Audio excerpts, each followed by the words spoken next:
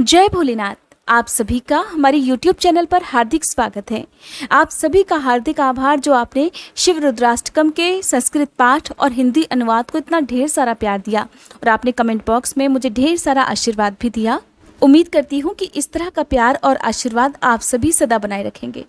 आज का अध्याय और आने वाला जो अगला अध्याय होगा वो आपको केवल 2 दिनों के लिए शाम के समय सुनने को मिलेगा। उसके बाद से हर दिन की तरह आप सुबह के समय ही इन अध्यायों का रसपान कर सकेंगे। ऐसा इसलिए क्योंकि इन 2 दिनों में हमारे इस चैनल पर आपको एकादशी व्रत की पूजा विधि और कथा के साथ साथ सावन सोमवार की पूजा विधि और कथा, साथ ही प्रदोष व्रत की कथा भी सुनाई जाएगी। अगर आप भगवान शिव की पूजा करके इन व्रतों को रखते हैं या भगवान विष्णु की पूजा करके एकादशी का उपवास रखते हैं तो प्लीज़ आप इन वीडियोज़ को भी एक बार जरूर देख लीजिएगा।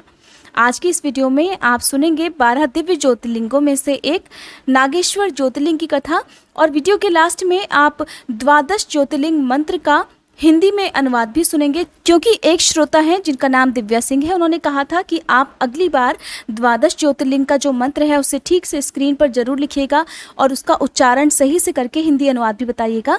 तो आप प्लीज़ आज की इस वीडियो के लास्ट में इस श्लोक को एक बार फिर से जरूर देख लीजिएगा। सावन का बहुत ही पवित्र महीना चल रहा है और ऐसे में भोलेनाथ की कृपा पाने के लिए भक्तगण पूरे सावन के महीने में भगवान शिव की पूजा करते हैं। शास्त्रों के अनुसार कोई भी भक्त जो पूरे सावन माह के व्रतों का पालन करता है तो उन्हें भगवान शिव मनचाहा आशीर्वाद प्रदान करते हैं। साथ ही माना जाता है कि जो भी व्यक्ति 12 ज्योतिर्लिंगों में से किसी एक के दर्शन भी अगर सावन के महीने में कर ले तो उनके तो वारे न्यारे हो जाते हैं। और आज की इस वीडियो में आप जानेंगे नागेश्वर ज्योतिर्लिंग के बारे में।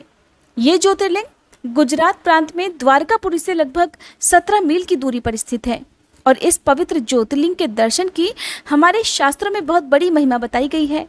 शास्त्रों में मान्यता है कि सावन के महीने में जो भी नागेश्वर ज्योतिर्लिंग की उत्पत्ति और महात्म्य की कथा सुनेगा वे सारे पापों से मुक्ति पाकर समस्त सुखों को भोगता हुआ अंत में भगवान शिव के परम दिव्य परम धाम को प्राप्त हो जाएगा।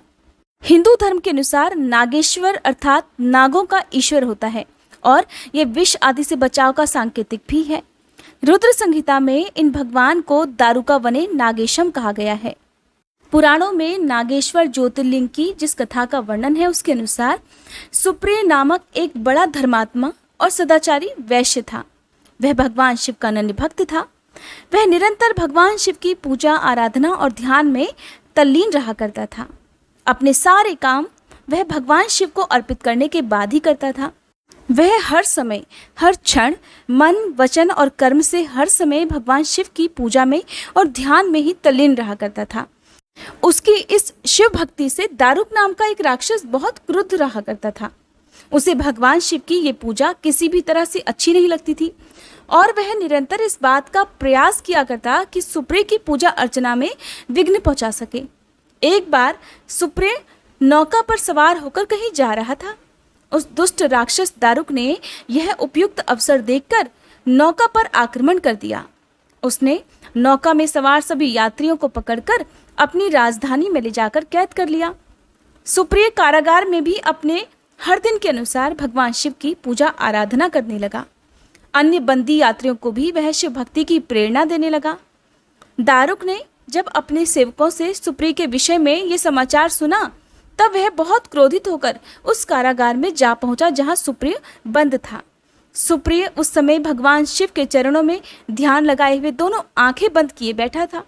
उस राक्षस ने उसकी ये मुद्रा देखी तो अत्यंत भीषण स्वर में उसे क्रोध में डांटते हुए कहा, अरे दुष्ट वैश्य, तू आंखें बंद कर इस समय कहाँ कौन से उपद्रव और षड्यंत्र करने की बात सोच रहा है।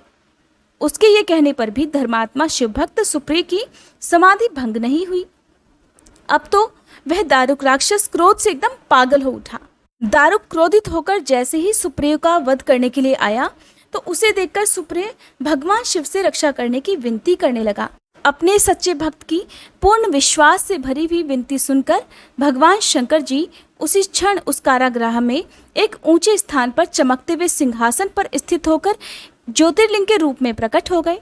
तब अपने भक्त की रक्षा करने के लिए भगवान शिव ने पाशुपतास्त्र से दारुका और उसके सैनिकों के अस्त्र शस्त्र को नष्ट कर उन सभी का वध कर दिया। वैश्य सुप्रिय ने उस ज्योतिर्लिंग का विधिवत पूजन किया और फिर भगवान शिव से इसी स्थान पर स्थित हो जाने का आग्रह किया। भगवान शिव अपने भक्त का आग्रह मानकर वहीं ज्योतिर्लिंग के रूप में स्थित हो गए। इस प्रकार ज्योतिर्लिंग स्वरूप भगवान शिव नागेश्वर कहलाए और माँ पार्वती भी नागेश्वरी के नाम से विख्यात हो गईं। अब सुनिए 12 ज्योतिर्लिंग स्तोत्र और हिंदी अनुवाद। यदि आप संस्कृत में पाठ ना भी कर पाएं तो भी सावन के महीने में आप किसी भी समय भगवान शिव का ध्यान करते हुए सभी ज्योतिर्लिंगों का ध्यान करें और हिंदी अनुवाद का पाठ भी आप खुद पढ़ या सुन सकते हैं। ओम सौराष्ट्रे सोमनाथम च श्री शैले मल्लिकार्जुनम उज्जयिन्यां महाकालम ओमकारम ममलेश्वरम परल्यां वैद्यनाथम डाकिन्यां भीमशंकरम सेतु बंधे तू रामेशम नागेशम दारुकावने। अर्थात सौराष्ट्र में अर्थात गुजरात में श्री सोमनाथ, श्री शैल पर्वत अर्थात आंध्र प्रदेश में श्री मल्लिकार्जुन, उज्जैन मध्य प्रदेश में श्री महाकालेश्वर, ओंकारेश्वर, ममलेश्वर, परली महाराष्ट्र में श्री वैद्यनाथ, डाकिनी महाराष्ट्र में श्री भीमाशंकर, सेतुबंध तमिलनाडु में श्री रामेश्वरम, दारुकावन गुजरात में श्री नागेश्वरम, वाराणस्यां तु विश्वेशम त्र्यंबकम गौतम तटे, हिमालये तु केदारम धृषणेशम तु शिवालये, एतानि ज्योतिर्लिंगानि सायं प्रातः पठे नरः सप्तजन्म कृतं पापम स्मरणेन विनश्यति। अर्थात वाराणसी उत्तर प्रदेश में श्री विश्वनाथ, गौतमी नदी महाराष्ट्र के तट पर श्री त्र्यंबकेश्वर, हिमालय उत्तराखंड में श्री केदारनाथ और शिवालय महाराष्ट्र में श्री गृष्णेश्वर में आप विराजमान हैं। जो नर प्रतिदिन प्रातः और संध्या काल के समय इन 12 ज्योतिर्लिंगों के नामों का पाठ करते हैं, इन ज्योतिर्लिंगों के स्मरण मात्र से ही उनके 7 जन्मों के पापों का विनाश हो जाता है।